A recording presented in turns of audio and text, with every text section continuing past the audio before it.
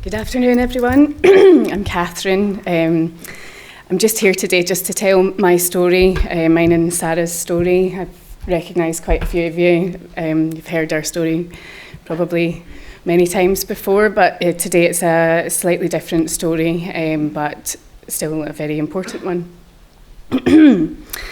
So we'll go back to the beginning. I found out I was pregnant in the summer of 2019 when I was 18 years old.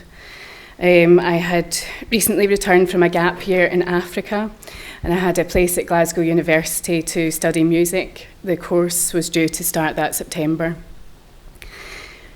Of course, I did not feel ready to be a mother. I felt I was too young. I worried that I may not be able to cope with being so young and a mother. I had so many plans, and I didn't have a great relationship with the father. I had actually booked an abortion, and this fact has filled me with such guilt that I've only started openly admitting it this year. It is becoming more and more rare for young people to hear the case against abortion, and it can be disheartening when the only advice available from people around you is to take the opposite action. It is a counsel of despair. Pressure on young women in these situations is now huge. Abortion can seem the only way out of a frightening new situation. Miraculously, my wonderful family found out about my pregnancy. Only then did I realise that my family were going to be supportive of this new chapter in my life, and that abortion was no longer something I needed to consider. When I speak about the person I was then, it doesn't seem as if I'm talking about myself. Although I was naive, self-centred, self-destructive and stupid in so many ways, I am proud of and so very grateful that that old version of me eventually said yes to new life. As it turned out, that wonderful new life was on its way to teach a lot of lessons and ultimately to save me. In my 26th week of pregnancy, I decided I would like to know the sex of my unborn child. So my mother and I went along to a private gender scan. At this scan, it was revealed to us that I was carrying a little girl, but also that this little girl had quite a few brain abnormalities. We were passed over to the hospital for further assessment. I used to think of this week as my mourning period, mourning the loss of the child I thought I would have.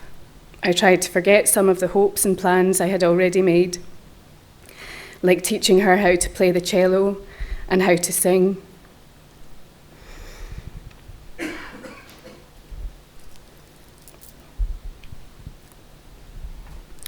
And I mentally cancelled all the nice nurseries and schools I had made a list of in my head. I'm now glad this week was so tough, as it matured me emotionally by about 10 years. Emotional maturity is what I needed in order to be better prepared for everything I had coming my way. Something else happened this week. It might have been happening before then, but this point in my pregnancy signifies when I became my daughter's advocate and began to stand up for her life, her right to life, and everything that comes with that.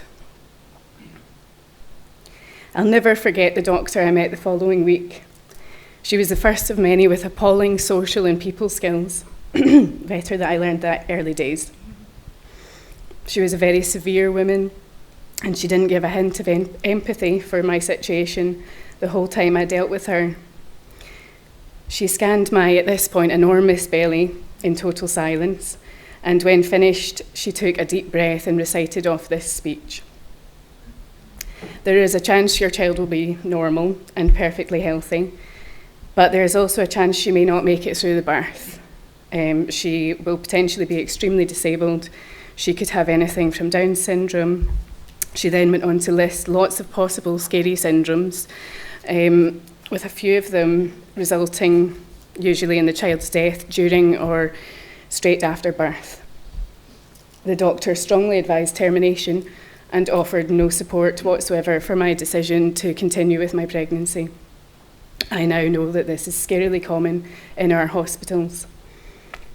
It is legal in this country to have a disabled child aborted up to 40 weeks into pregnancy. NHS guidelines consider a baby full term at 37 weeks, though most women go into labour around 38 and 42 weeks into their pregnancy. 92% of prenatal Down syndrome diagnoses are terminated, meaning if modern medical procedures continue in the way they have been for the past decade, it will not be long until the condition will be virtually extinct. This is genocide, this is discrimination, and this is murder. When I went in for my 30-week scan with the same doctor, she was still pushing termination on me. I was a huge, waddling pregnant woman. Such a procedure routinely involves giving the baby an injection, usually of potassium, into its heart, so it dies before the process starts. Then the mother would have to give birth to that dead child, or a suction device would be used to remove the dead child from the womb. No one ever tells you that. No one ever explained what I would really have had to do if I had agreed to terminate. I would have still had to give birth to my child, and it would have been my fault that she wasn't breathing. Doctors don't tell you how traumatic that choice would be, how much of a burden that would be to carry around with you for the rest of your life. The same doctor continued to strongly advise termination until I was 35 weeks pregnant.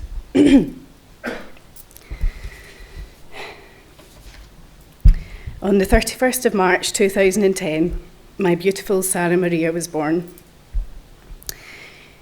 She was crying loudly. She weighed 6 pounds and 7 ounces. She was alive and was perfect. Because she was newborn, it took a few months before the extent of her problems became clear. Even doctors were encouraging in their prognosis after her birth, but only for a short while. As soon as she was born, things became a lot easier in a way. She was a gorgeous baby, no longer a scary, damaged brain, which was all anybody could really focus on in the months before her birth. I'm just going to have a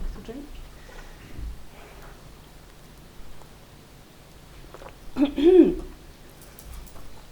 Sarah spent the first 2 years of her life very unwell with constant chest infections because of an undetected, unsafe swallow. This meant that she had been aspirating on her feeds. When it eventually was detected, she had a gastrostomy feeding tube surgically fitted in her stomach. The way we were treated by the doctor who initially told us Sarah could potentially be disabled was the first of a recurring theme, unfortunately. Sarah needed a lot of medical intervention. She had 5 major surgeries, 20-odd specialist doctors, and needed round-the-clock care. I had to file complaints against doctors for neglect and bad practice. I had constant rows with some of those doctors about whether they had her best interests at heart.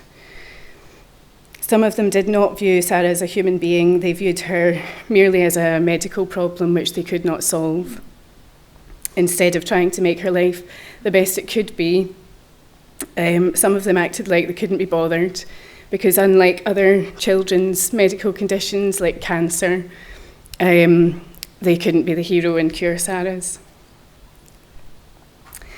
Sarah's condition is called Dandy-Walker syndrome, which means for some unknown reason, 3 parts of her brain did not form correctly in the womb.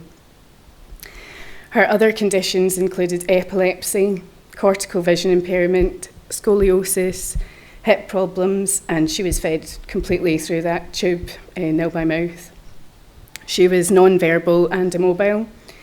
She also wore hearing aids for a long time, but at the end of last year we discovered, after much debate and disbelief on my part, that we were right about her not having hearing impairment.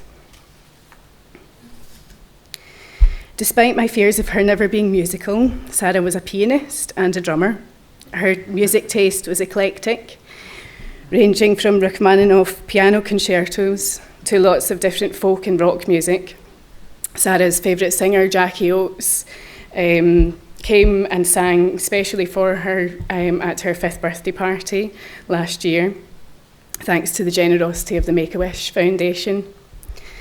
You will see photos of that day later in Sarah's slideshow, and you'll hear Sarah's favourite song, the Sweet Nightingale.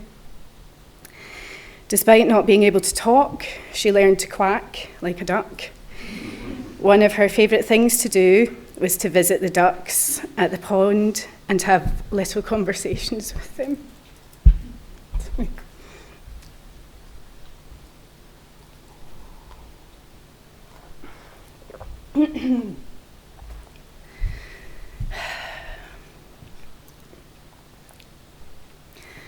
When Sarah had her feeding tube fitted when she was 2 years old, it dramatically changed her quality of life, although she still struggled with reflux and digestion issues.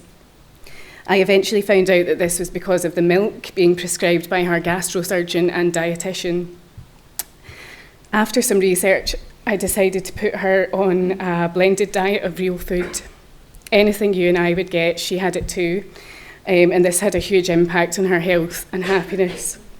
And for the last 3 years, her main medical problem has been hip dysplasia, which she had surgery to correct last year. The high-protein diet appeared to cure her epilepsy, and she stopped having seizures altogether, which was so wonderful. She was a late smiler, but she certainly made up for that. I have been told by countless people that Sarah is the happiest child they've ever met. Her love for life was so inspiring. She loved so many people, and so many loved her. Sarah has been the face of the Children and Families Department of the charity Sense Scotland since she was 2 years old.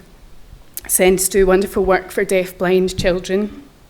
Over her life, Sarah helped them to raise over £60,000 through her different campaign projects. Being so inspired by my daughter's bravery and everything else, I completed that Bachelor of Music University degree on time with honours and a 2-1. Sarah inspired me to do work with disabled adults and children, doing music therapy, and I now teach early years music classes. I will be going back to university this coming August for my 1-year postgraduate teaching diploma. I want to become a primary school teacher. When Sarah's health improved, I started to take her on a lot more adventures.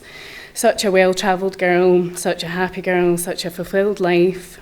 Lots of days at the beach, visiting historical castles, a life filled with going to classical music concerts, and plenty of parties and social gatherings in which she thrived.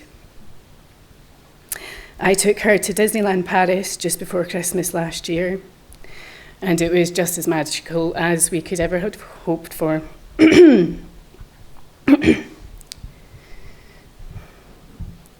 On the morning of the 5th of January this year, I was busily preparing Sarah's uniform to go back to school the next morning, and sorting through my piles of work for me also to go back to work after the Christmas holidays.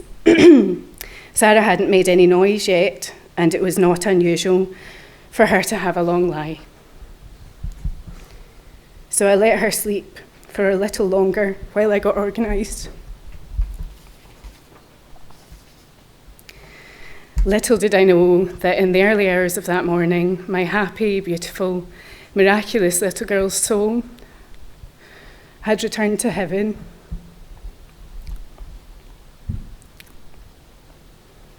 She passed away peacefully in her sleep and with no warning at all.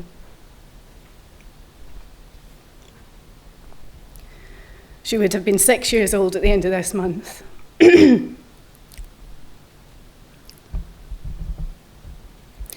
We still don't know what the cause of death is, but it is likely that Sarah died from sudden infant death syndrome. I thought I was prepared for everything, but I wasn't prepared for that. However, I take comfort knowing that she didn't die from any of the scary things I had been prepared for, like pneumonia when she was 2 years old, or a long stint in hospital with her health deteriorating over time, with me having to watch her suffer, which I didn't ever have to do. Saras Funeral was a testament to her, with over 300 people, many were her friends, who came to say farewell. It is hard to explain how wonderful my daughter was to people who didn't know her. But I think one way of doing so would be to read a large extract from my father's eulogy, which he delivered at Saras' funeral in January.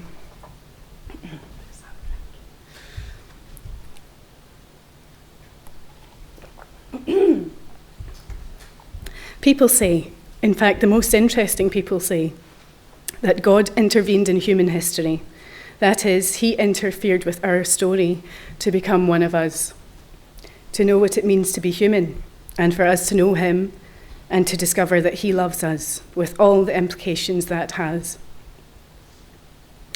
Other people will also maintain that this interference in our lives has manifested itself in other ways, perhaps less dramatic, less cosmic, less strange and inexplicable, but with parallel revelations.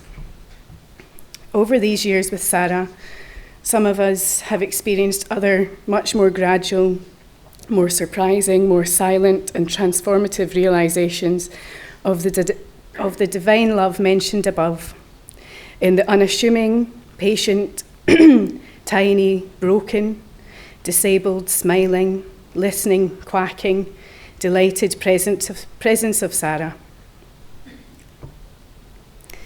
It is not an exaggeration to say that lives have been changed through knowing this little angel, from her mother Catherine, whose life changed forever when she said yes to new life, to the wider family and friends who saw in this relationship an astonishing love and devotion, who saw rapture gazing at rapture, who saw tenderness embrace tenderness, who saw devotion build upon devotion, who saw worship meet worship, who saw the cherisher lift up the cherished, who saw the enchanter astonish the enchanted, who saw heart lost to heart. And how this deep and cosmic love spread out to everyone who entered their lives. There are people throughout the world who have become different people through their associations with Sarah. My father continued. She touched people who only knew her from afar through electronic communication with her mother and family. Catherine was sustained by parents around the world who were able to share their challenges, the problems and the love of fragile special needs children. Even those who never met her have commented in these days on how we would all light up with pride and joy every time we got the chance to talk about Sarah and her mum. He then said, "It is strange that this momentous interference in our stories has come from someone so weak and small. Our world celebrates strength and power after all. We glorify in might and wealth and health and success. We cheer winners and achievers. We bow before men and women of financial clout. We laud politicians of guile and ruthlessness. Sarah had nothing of any of this. Our society doesn't know what to make of children like Sarah anymore. There are some very important, powerful, professional, caring people in Glasgow who made it clear that they thought Sarah should not exist, that the compassionate response to her significant disabilities would be to stop her living, for her mother to say no instead of yes to Sarah. The concept of Lebensunwertensleben, life unworthy of life, did not disappear 80 years ago on the defeat of Nazi Germany. It is here now in our modern, oh so caring and sharing nice democracies. Well, Sarah interfered with that narrative too and turned it on its head. Because love itself, which is the fundamental necessity for human life and is the true signifier of the sanctity of life, is hard. It is easier to turn our backs on love. That is why these interferences I mention, whether they are from God, from Mozart, or from wee Sarah, are such blessings and transformations. We were blessed and transformed through knowing and loving Sarah, and being known and loved in return by her.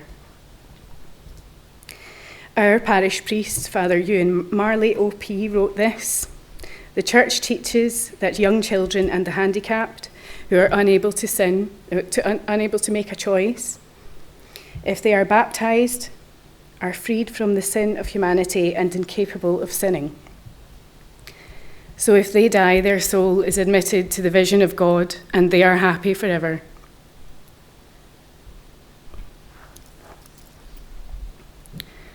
Everyone who gets to heaven Everyone who gets to heaven gets there through the grace of God, but for most of us, it involves a struggle, because that's the way it is. To lose a child is a great grief, and we should never take it lightly, yet God's will prevails. And Sarah is now a saint in heaven. I read an article recently after my daughter passed away by Neil Linden, and it was a very difficult article to read. In it, he speaks of his pain over 2 decades on from when he and his girlfriend decided to terminate her pregnancy on grounds of severe disability. After going into great detail about his son's severe, extensive disabilities, and by the sounds of it being advised to abort, he states, "Human beings aren't made to take such superhuman decisions. We sexual mammals exist basically to reproduce, to suckle and to nurture our young, and to let them go when they reach their majority, around the age of 21, not to determine whether they should live or die."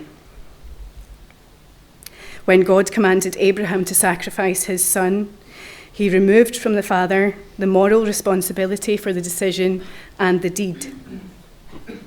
Nobody could have said it was the old man's choice, personal choice. Thanks to the miracles of modern medicine, my girlfriend and I had no such consolation. Being in a similar situation almost 7 years ago, I can tell you now, after losing my most precious creation, how thankful I am that I don't have that kind of pain. The pain that asks, what if? The pain that wonders, what could have been? The pain I am experiencing now and will forever experience for the rest of my life is worth it. Worth it to have those almost 6 years of joy, love, heartache, and extreme pride. Worth it to have the happiness, the smiles, and everything that Sarah taught me. What we had is the alternative to the guilt and the pain of being pressured to end something that is not our choice to end. And now I'll pass on to Sarah. I'll show some pictures of Sarah that you've all been waiting for.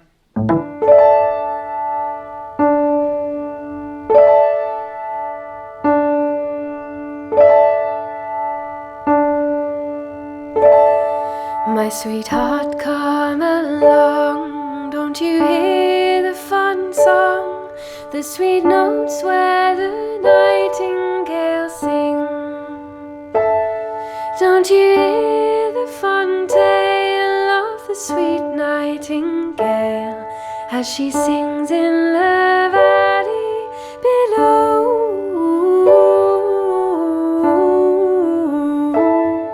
As she sings in the valley below. My sweetheart, don't fail, I will carry your pail all down to the valley below. You shall hear the fun tale of the sweet nightingale as she sings in the valley below.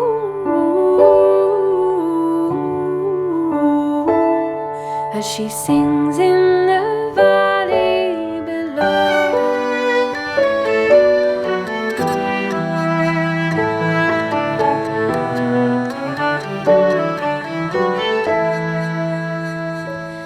Pray leave me alone, I have hands of my own, and along with you, sir, I'll not go. Oh, for to hear the fun tale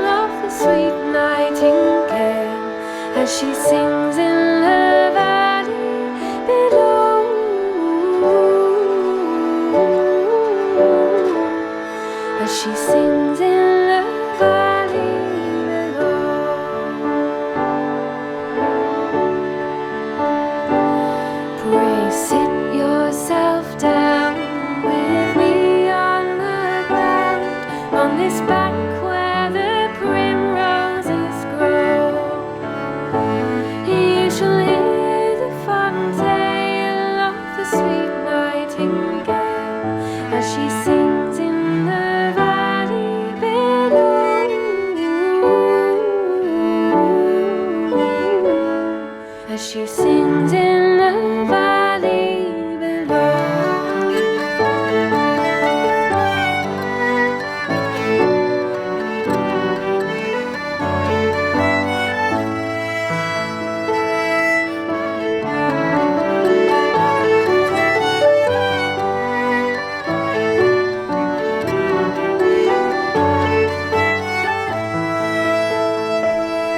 This couple agreed to be married with speed, and along to the church they did go.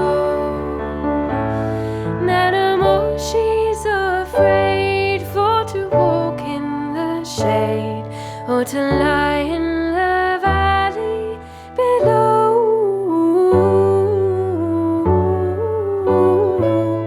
or to lie in the valley below. Oh, for to hear the fun tale of the sweet nightingale, as she sings in the valley below,